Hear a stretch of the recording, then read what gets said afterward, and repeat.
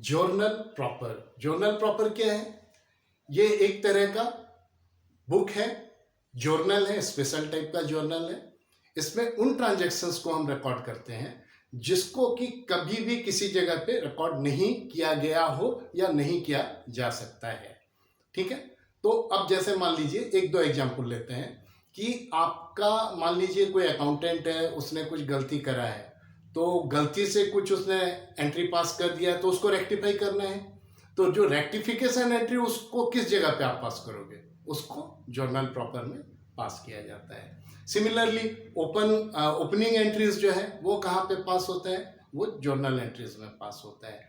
Closing entries, जो laser का balance बचता है, उसको अल्टीमेटली हम लोगों को क्या करना पड़ता है कि ट्रांसफर करना पड़ता है फाइनेंशियल स्टेटमेंट में। ठीक है, तो फाइनेंशियल स्टेटमेंट क्या है? इट कंसिस्ट ऑफ क्या? Trading account, profit and loss account, balance sheet और आपका cash flow statement end fund flow statement.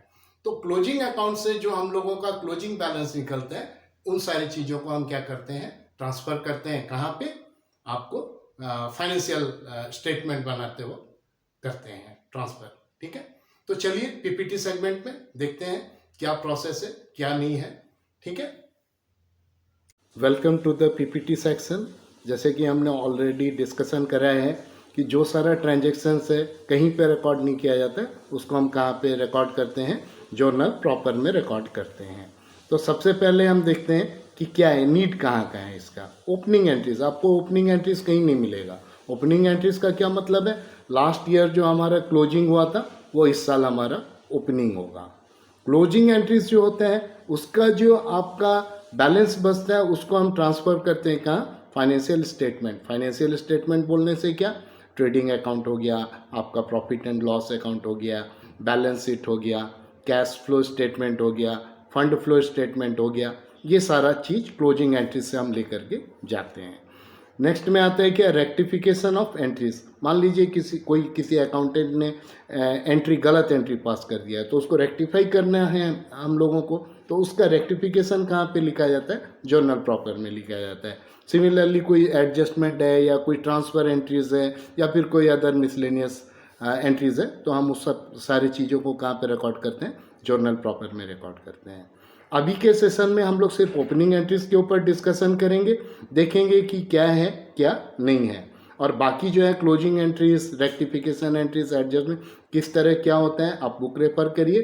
कोई प्रॉब्लम आता है तो आप मुझे मेल करिए। ओके, तो चलिए देखते हैं ओपनिंग एंट्रीज। हम लोगों को बेसिक रूल पता है कि all asset got debit and all liabilities got credit balance.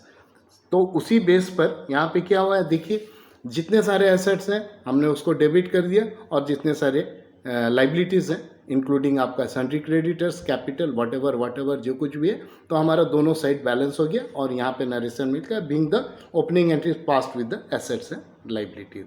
अब चलिए देखते हैं सेकेंड वेरिएशंस क्या है इसका। हम लोगों को पता है कि all debit should equal to its all credit, है ना। तो यहाँ पे देखिए ओपनिंग एंट्रीज में यहाँ पे एक जगह है एसेट में कुछ 30,000 का कम पड़ रहा है अमाउंट। ठीक है, तो जब हम ओपनिंग एंट्री करते हैं और एसेट में शॉर्ट पड़ता है तो हम उसको क्या करते हैं? गुडविल अकाउंट में बैलेंसिंग फिगर जो रहता है वहाँ पे हम गुडविल अकाउंट लिख देते हैं। ओके, नेक्स्ट चलिए देखते हैं क्या वेरिएशंस है। अगर ओपनिंग एंट्रीज में आपका क्रेडिट साइड छोटा पड़ता है, ओके, तो अगर कैपिटल मेंशन करा है तो आपको लिखना है क्या? Capital reserve. और अगर मान लीजिए कैपिटल मेंशन नहीं किया गया है तो आपको वहाँ पे सिर्फ कैपिटल लिखना है और नरेशन में आपने सेम चीज़ लिख देना है।